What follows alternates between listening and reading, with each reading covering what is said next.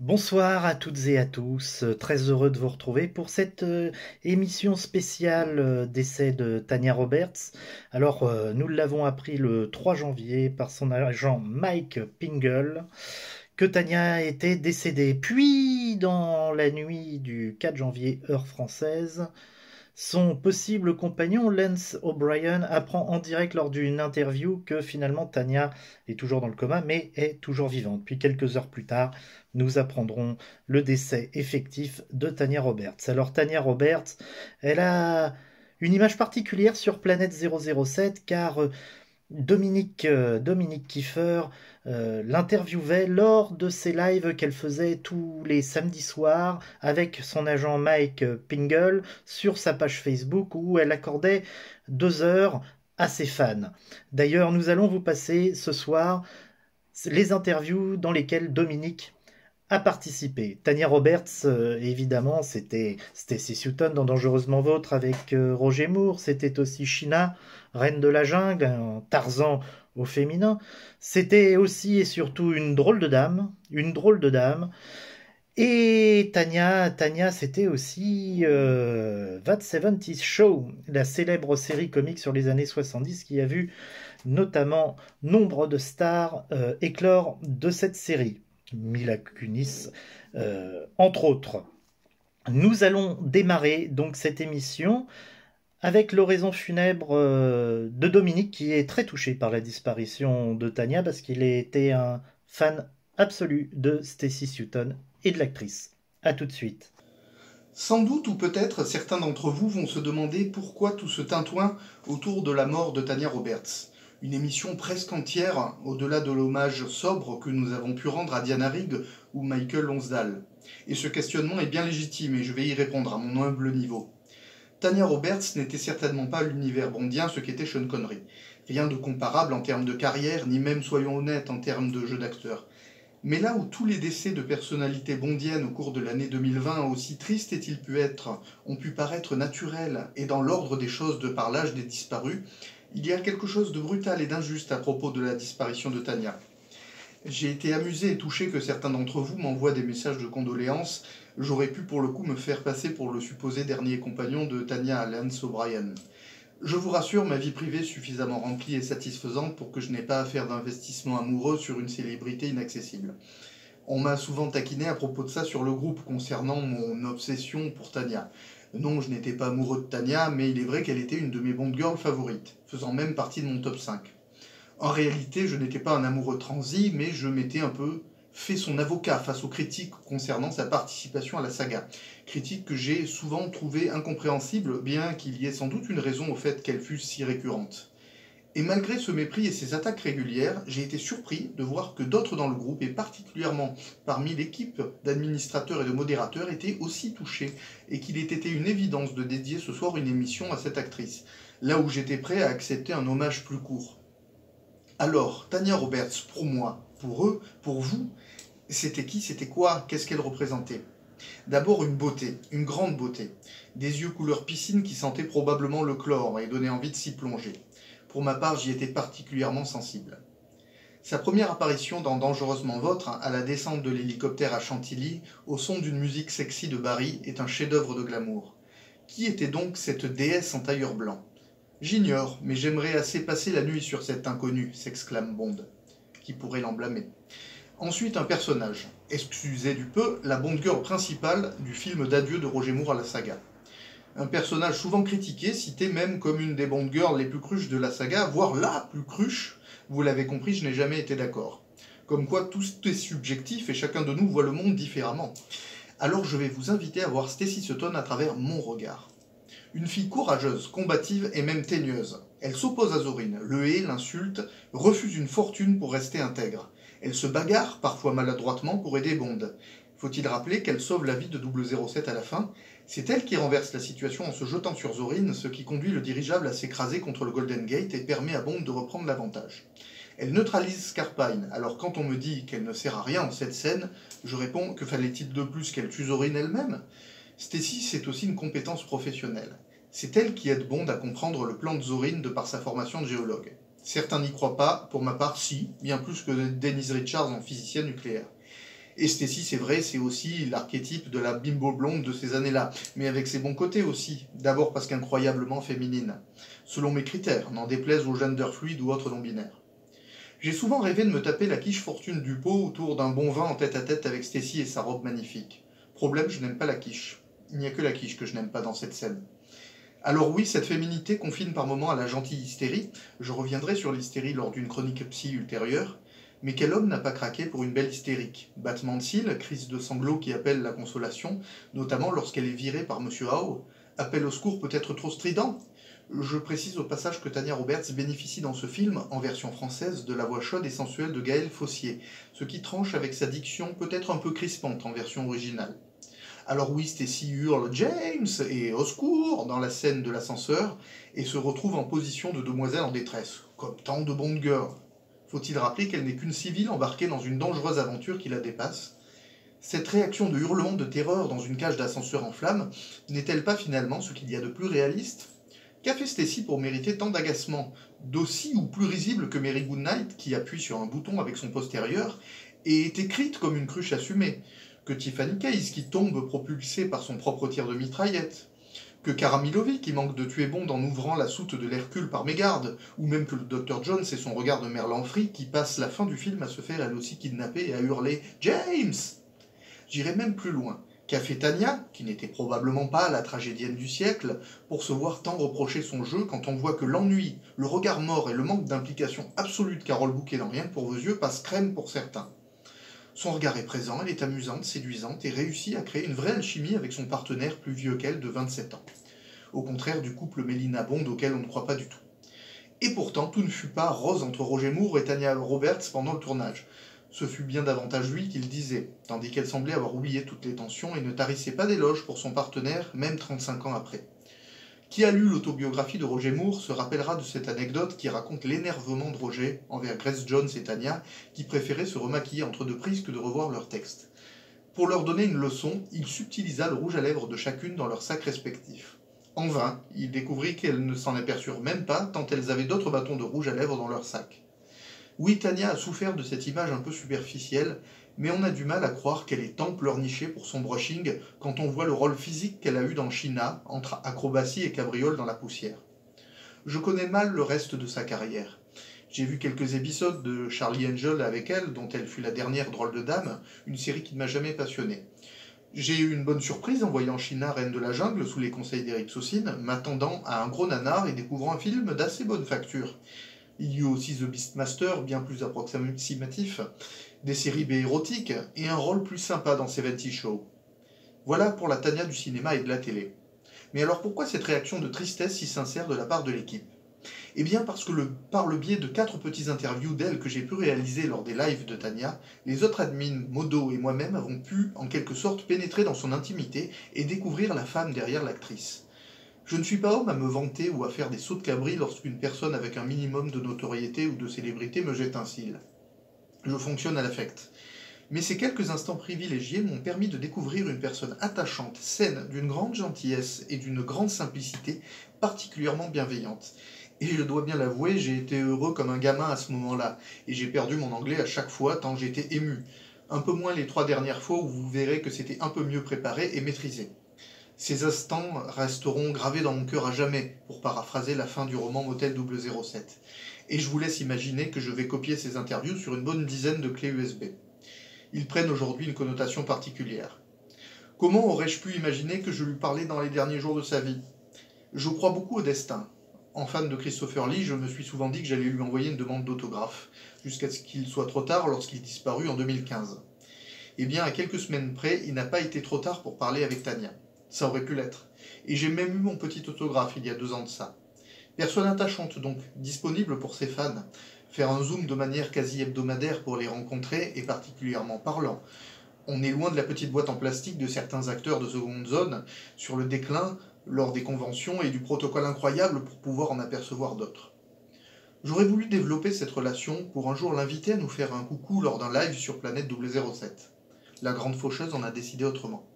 Foudroyée à 65 ans en promenant ses chiens, elle qui se surprotégeait du Covid et prônait une vie saine, terrassée par une septicémie, il semblerait.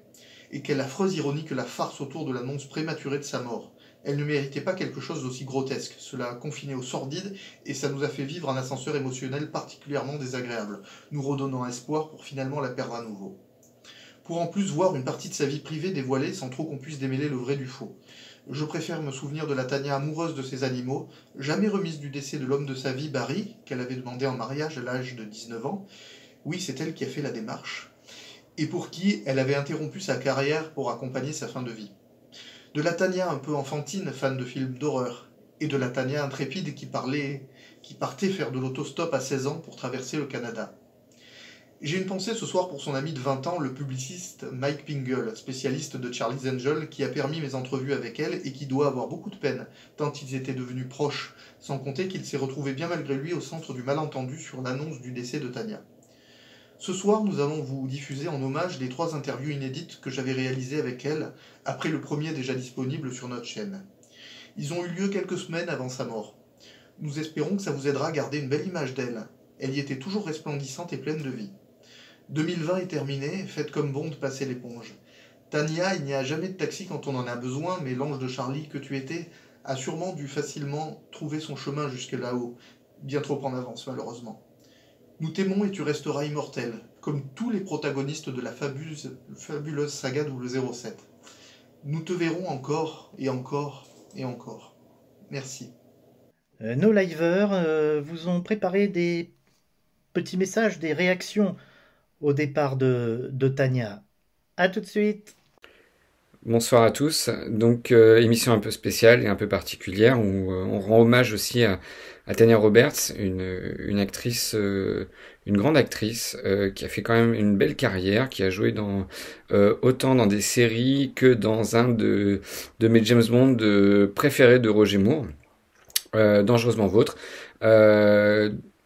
Son rôle de Stacy Sutton était quand même un rôle d'une femme active, combative, même si parfois dans quelques scènes elle avait besoin d'être secourue, mais je trouve qu'elle avait quand même un bon rôle et elle était les prémices des nouvelles James Bond Girl qu'on pouvait trouver.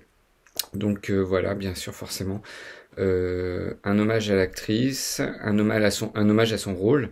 Voilà, dans Dangereusement Vôtre que personnellement j'adore et que j'adore d'autant plus que j'ai pu le voir à Chantilly au mois de septembre et avec les membres du club James Bond et les membres de Planète. Donc voilà, une très grande actrice et paix à son âme. Voilà, je pense que cette année est une année qui commence bien mal. En tout cas pour les acteurs de James Bond, 2020 n'a pas été très bon.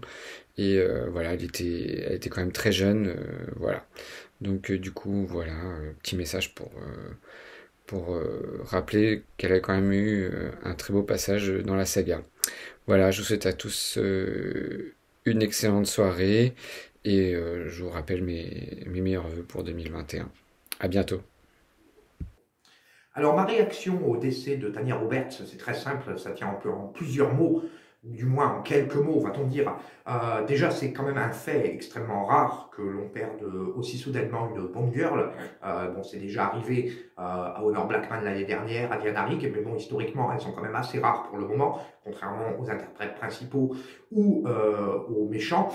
Le seul petit point sur lequel je pourrais rebondir par rapport à ce que Dominique en a dit, effectivement, oui, ce qui est un petit peu dommage, c'est que la carrière de Tanya Roberts n'est pas connue le développement qu'elle aurait dû avoir, parce que je trouve que dans le film, elle tient parfaitement son rôle, ce qui ne fut pas le cas de certaines Bond girls qui sont passées après, et je pense naturellement au personnage de Chris Jones. Voilà. Et en termes de réaction aussi, je pourrais ajouter que il y a quelque chose aussi qui nuit quelque part à l'aura et au charisme de Tanya Roberts, c'est un petit peu les critiques trop récurrentes qui sont faites de Dangereusement Vôtre et qui reposent principalement sur l'âge quand même assez avancé de Roger Moore. Bon, même si je ne partage pas forcément ce point de vue-là.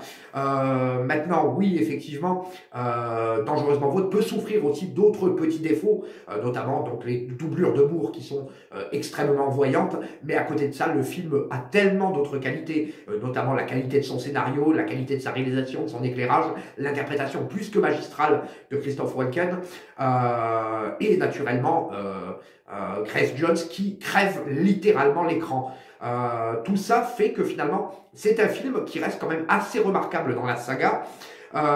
Mais même au-delà de ça, c'est un film qui a une cote de sympathie pour beaucoup, même s'il est décrié par certains, assez important, cette cote de sympathie, malgré que ce soit un film qui soit sorti il y a plus de 35 ans, parce qu'il a été tourné majoritairement en France, parce que justement il y a la plastique irréprochable de Tanya Roberts, parce que quelque part il y a beaucoup de scènes qui font et qui évoquent la fin de carrière de Roger Moore, dans le rôle de James Bond, j'entends, notamment la scène de la quiche avec la splendide musique de John Barry et la scène finale de passage de l'éponge, etc. Et à côté de ça, c'est vrai que le film, en dehors de tous ces points, est aussi marquant par sa scène finale, qui est probablement une des meilleures de la décennie des années 80. Voilà, donc tout ça, effectivement, on peut résumer Dangereusement Vôtre à ces quelques points que je viens évoquer. Et effectivement, oui, la disparition de Tanya Roberts, c'est quand même un fait assez triste, surtout dans les conditions dans lesquelles ça s'est passé, avec l'annonce prématurée de sa mort, puis l'annonce de son décès réel, etc. Et surtout, le plus important, c'est que, à titre personnel, je trouve que 65 ans, c'est quand même extrêmement jeune pour partir. Voilà, bon, à partir de là, moi, je n'ai pas grand-chose à rajouter. Je laisse la parole à la personne suivante. Bon, on va pas y aller par quatre chemins. Tanya Roberts est morte.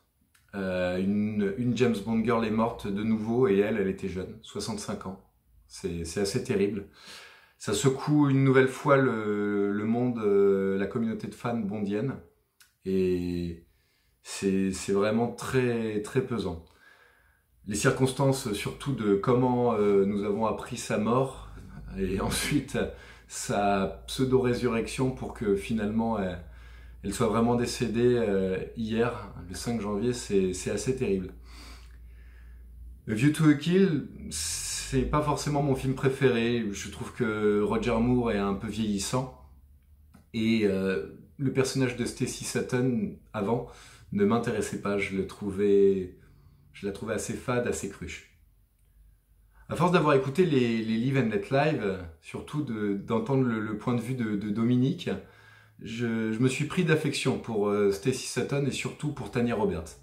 Les interviews qu'a fait Dominique avec Tanya Roberts m'a montré cette grande gentillesse, cette grande douceur qu'avait l'air d'avoir cette femme.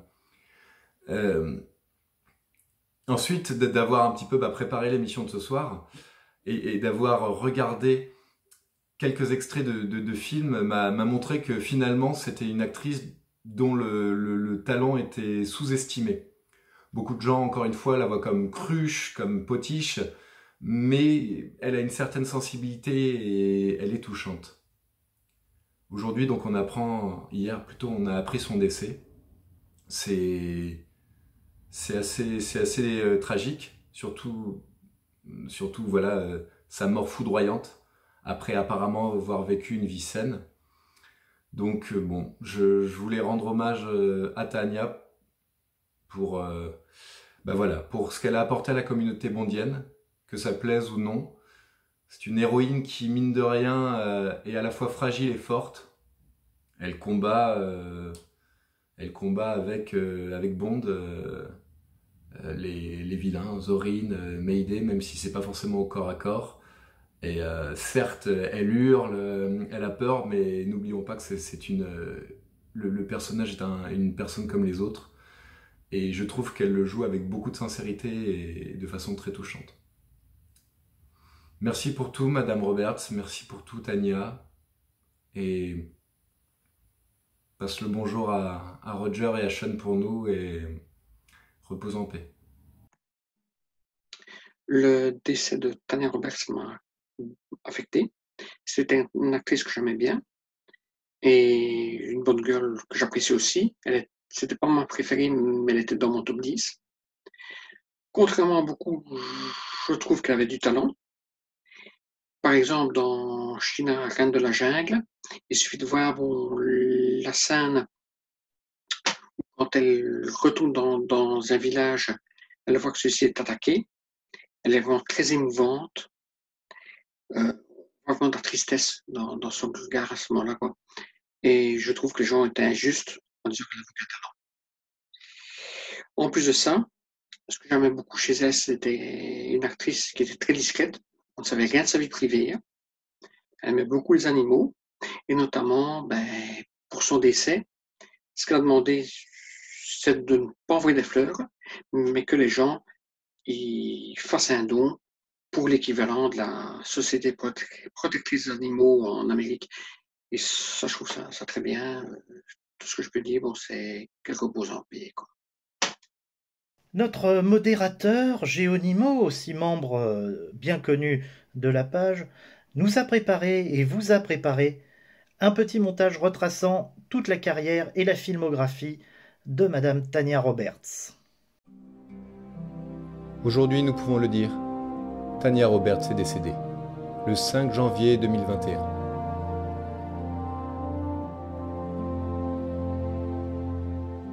Tanya Roberts a commencé sa carrière au théâtre dans les années 70 à New York. Elle fait du mannequinat et tourne également dans des spots publicitaires. It's like on a beautiful day, and then a nagging little headache starts in right here. It's beautiful when the pain stops. Elle joue aussi quelques rôles dans des séries et au cinéma, notamment dans des films d'horreur, comme dans le remake de Forced Entry en français Viol sans issue, ou Mélodie pour un tueur, ou encore Le piège.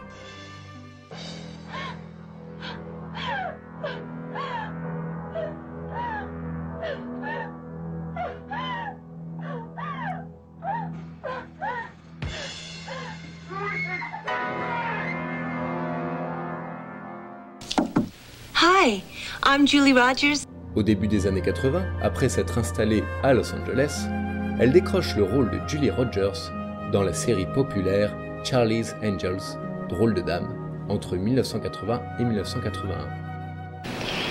I had nothing to wear. Hi, I'm Julie. Oh, good for you.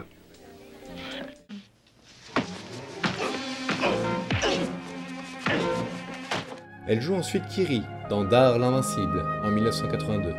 Maintenant, tu me dois la vie. Mais j'accepte ceci en paiement. Qui es-tu?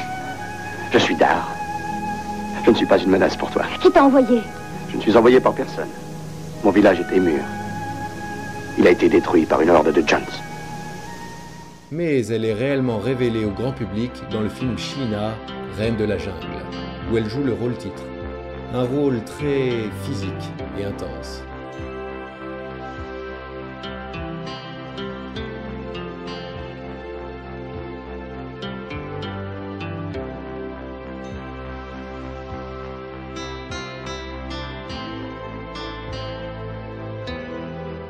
C'est après ce rôle que Tanya Roberts vint à donner la réplique à Roger Moore dans le 14e opus de la saga James Bond Beyond, en incarnant la belle Stacy Sutton dans A View to a Kill. You came to the wrong place, didn't you? Oh, by the way, you didn't say what part of the state you come from, Miss... No, I didn't. I suppose you travel a lot? Your helicopter leaves in 20 minutes. Oh, does that mean you're not staying the night? I was hoping we'd spend the evening together. Now I shall be all alone. I doubt that. Oh. You're out of your depth. And you, Sutton, you should have accepted my more than generous offer. You can take your offer. Don't bother, Stacey. He's a psychopath. Malheureusement, ce rôle qui aurait dû propulser sa carrière n'a pas eu l'effet escompté. Tanya continue au cinéma et tourne dans plusieurs films qualifiés de thrillers érotiques de série B ou autres comédies telles Night Eyes, Inner Sanctum, Legal Tender, Almost Pregnant et Deep Down, qui serait sa dernière apparition sur grand écran en 1994. Elle continue à tourner dans des séries et jouit d'un regain de notoriété en jouant Mitch Pinchiotti dans la série à succès That 70's Show entre 1998 et 2001. Sa dernière apparition à l'écran sera dans la sitcom américaine Eve en 2005. Stephen, you didn't tell me your father was so handsome. Hey, what about me? Well, you didn't tell me either. La carrière de Tanya Roberts n'aura malheureusement pas été très florissante. Elle a d'ailleurs été injustement nominée 2 fois dans la catégorie Pire actrice dans une comédie d'action aux Razzie Awards pour Sheena, Reine de la Jungle et A View to a Kill. Mais nous connaissons sa vraie valeur. Adieu Stacy.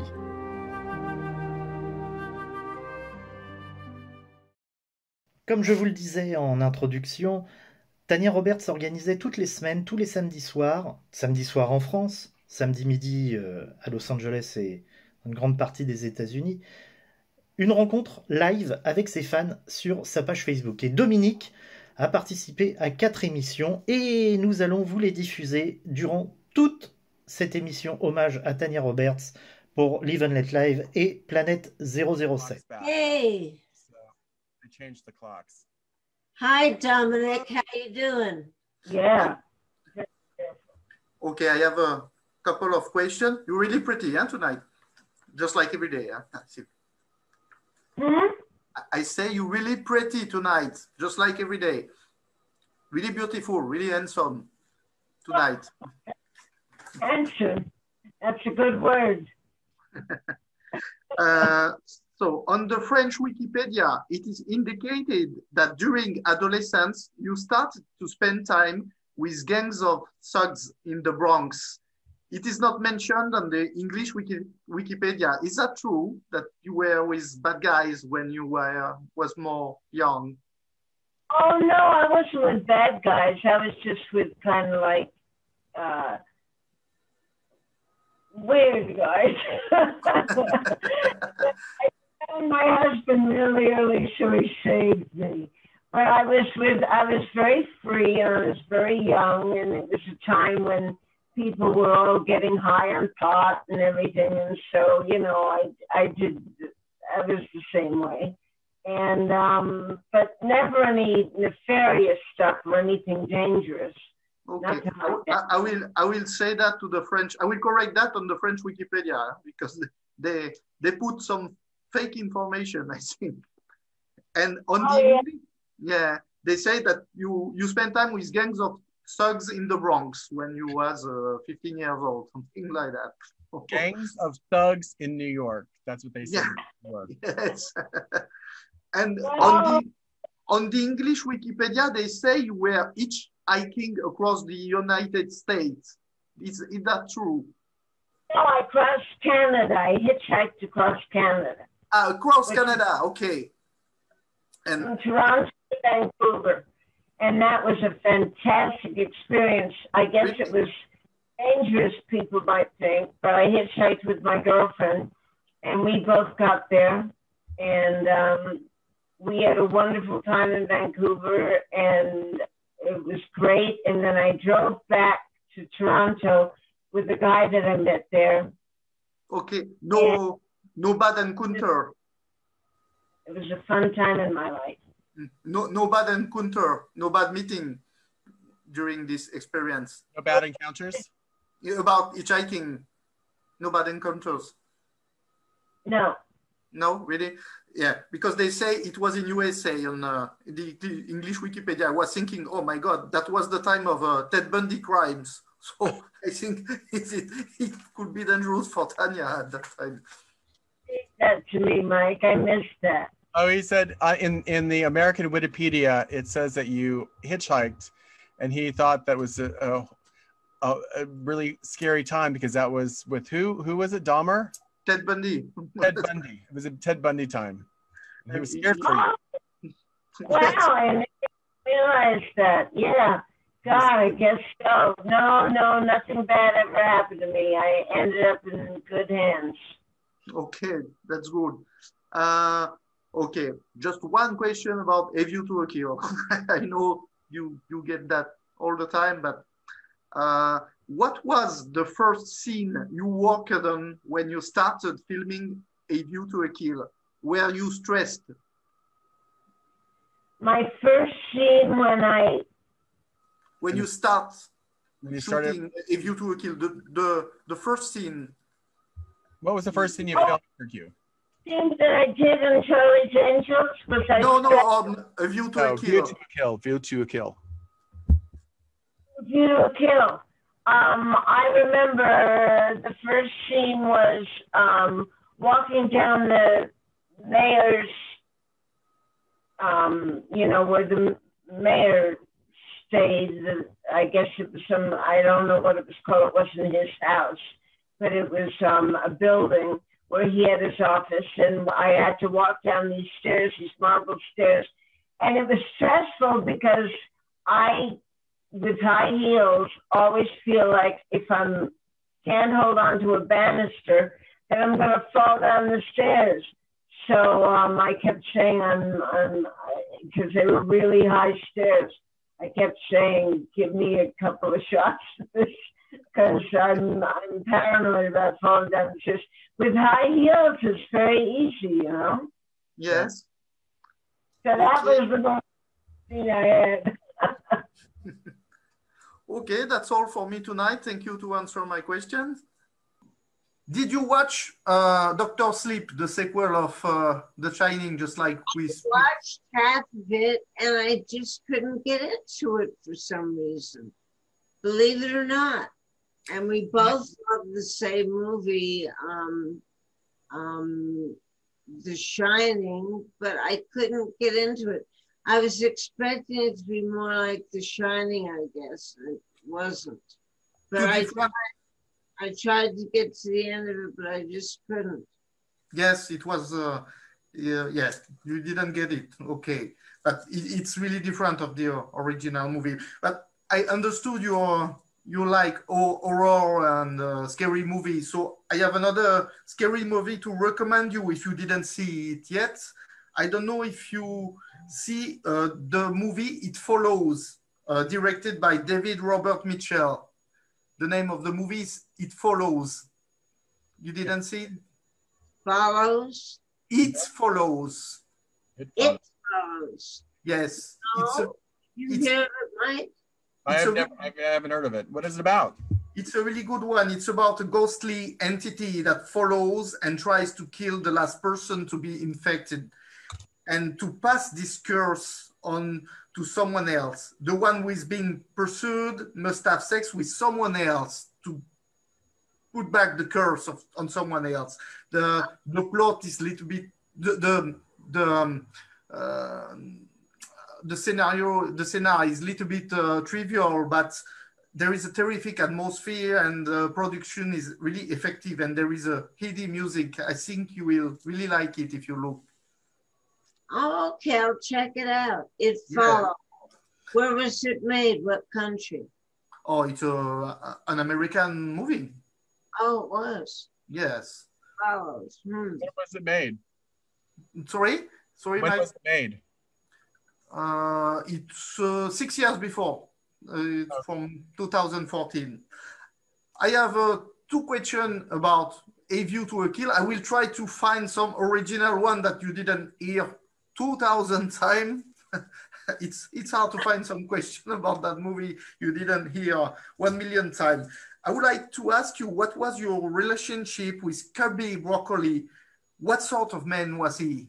Oh, he was a wonderful guy, a really great guy, just sweet and generous, and was just he was a producer like no other. Everything we would eat on tablecloths with silver, cutlery, and nothing like that ever happened to me before in a movie. And he had just a lot of class and was a very sweet guy. He went out early. He and Barbara were very close. So that's it's him who chose you, I think. He chose you for the movie, no? Yes, he saw me in Beastmaster in the Playboy issue. Yes, a lot of people say he created a family atmosphere on the set. Who was the? A lot of people say that Cubby Broccoli made just like a family atmosphere on the set. He did. Everybody was very close. It was really a good shoot. He was a great producer. Mm. And what about his daughter? Did you met her? Did you met her, Barbara? Barbara, I met her a lot. I saw her every day. She was hands-on producing in those days. And so I would see her every day. And she was really nice too. Okay. I have a second question about A View to a Kill. For the film, you had to go throughout a lot of film locations, San Francisco, Paris, Pinewood.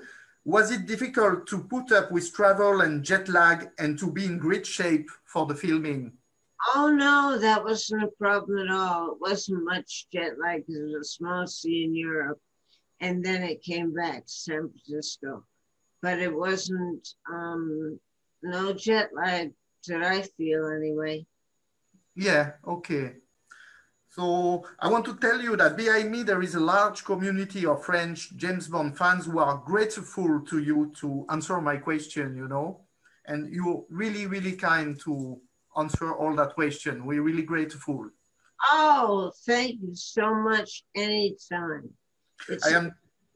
I am delighted to speak with you and every week and really honored, you know. Oh, I'm happy you chime in. I'm really glad to talk to you too. Thank you. For me, that's all tonight, Tanya and Mike. I will let the place for someone else. Well, thank you. It was good to see you. Hey. Bye-bye. Bye-bye. I will show you a mask. I think you will find this one fun. I don't know if you see the... Oh, yeah, I see it. What does it say? The Zid. Zorin. Oh, yeah. Cool. I get that in Chantilly, you know, when I was in the birthday of A View to a Kill. Oh, wow. That's great. And you got to wash it to rewear it, right? Absolutely, because it's not a surgery. I don't know how to say. This one is not safe, you know. Yeah. It's just for fun. I would like to ask you, on your two first episodes of Charlie Angel, there was Christopher Lee in the casting, and Christopher Lee was one of my favorite actors. I don't know if you met him on stage because you don't have a lot of scenes together, but I would like to know if you met him and what kind of person he was in real life, if you met him. I met him, but I didn't have any scenes with him. I met him when I was coming and he was going, or vice versa, on set, and I was a big fan of all his old scary movies too. And yes. He was a lovely man, really nice. Really yes, nice. I think so. You knew he could speak maybe 8 different languages. Really? Yes, absolutely. He was a really smart guy. And I wanted to ask you a reaction about the death of Sean Connery, but I hear that some people asked you already about that, you know? Yeah, sad, but hey, he had a great life and a great career. I mean, I guess we should all be that lucky. He had a wonderful life and a wonderful career and was very beloved. So yes. I think 90 years is a good amount of time to spend on it. It's a good thing. He died in his sleep. And for a poor kid born in Edinburgh to die in his beautiful home in Nassau, I think it's a beautiful life. It's a beautiful way of dying. It's the best way of dying. Yeah, absolutely. With his family around, he was very lucky. He was lucky that he didn't suffer and go through cancer or any one of those draining, horrible diseases that are so uncomfortable for you. Mm-hmm. So he was lucky. And I heard your conversation with Stephen. I heard you say that The Shining is your favorite horror movie. I can confirm you what Stephen was saying. You have to see Dr. Sleep. It's really, I'm going to check it out. You know, everyone's been telling me that. And we did check it out. We wanted to check it out, or we couldn't find it. I don't know what it was. But yeah, I heard it's great, right? It's an excellent sequel. Good for the fan of the book and good for the fan of the movie. If you like Stephen King, or if you like Stanley Kubrick, the two are satisfied. You understand? Uh-huh. Okay. And I'd like to see it. I've got to give it another shot. I think I began to watch it, and for some reason, something disturbed me, or I had a phone call, or something got me off watching it. But I'm going to watch it tonight, since it's Halloween night. Why not? The beginning is disturbing because it's so different of Shining at the beginning. But if you wait the second part in the Overlook Hotel, it's the same. Exactly the same, right? Absolutely. You have to see that, That's Tanya. perfect. Yeah, absolutely. It's the same thing. And they took an actor who looked like Jack Nicholson too. They what? They took an actor who looked like Jack Nicholson. Yes, right. Yeah. And I would like to ask you a last question about A View to a Kill. You know, Roger Moore was 27 years old, more older than you. I would like to ask you if it was disturbing for you, especially for the seduction scenes. No, he was sort of like an icon at the time, and so he looked, you know, he was very fit and very thin, and looked the part, and I knew how he looked before I went in it, and I didn't see it as a romantic situation, really. I saw it as me being part of the movie with him. But it wasn't like we had a heavy romance in the movie. Yeah, but there was a connection. When I looked the movie, I believe about the romance between Stacy and Bond. Yeah? Mm-hmm, absolutely. Oh, good. Well, we did our job then. Absolutely, I think so. He was great to work with. He was the nicest guy. Always had a laugh for everybody. Always was nice to all the crew and everybody. He was a really good guy. Everybody say that. I have his autobiography. You know, I read his autobiography, and he was so funny. And I think sometimes the director became crazy because he was not too serious sometimes. So he made many jokes on the stage. It's a pleasure to read his autobiography, you know? Yeah. He always broke out of the part every now and again. And would have a laugh on everyone. He was great. I really liked working with him. He was such a professional. I mean, the guy had been doing Bond. I think that was his 7th Bond. Was it, Mike? His 7th? His 6th or 7th, yes, I believe so. Yeah, and man, that was a long time to be playing Bond. So he had it down to a science. He was great.